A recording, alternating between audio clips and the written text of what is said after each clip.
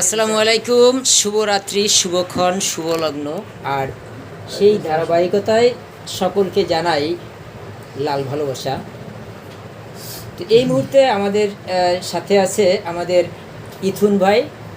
সে তার জীবনের প্রথম লাল ভালোবাসা ডোনেট করছে একজন অসুস্থ মনুষ্য রোগীকে, যার হিমোগ্লোবিন লেভেল মাত্র 3.4।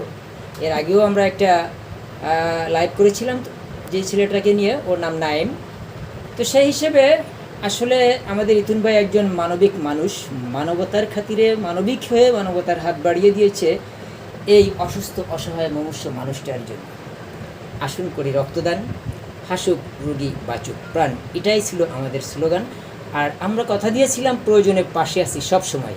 তো সেই স্লোগানকে বাস্তবায়ন করতে সেই সুদূর তার গ্রামের বাড়ি থেকেই ছুটে এসেছে আমাদের এই ইথুন ভাই, সেই অসুস্থ মনুষ্য মানুষটাকে তার লাল ভালোবাসা দেওয়ার জন্য।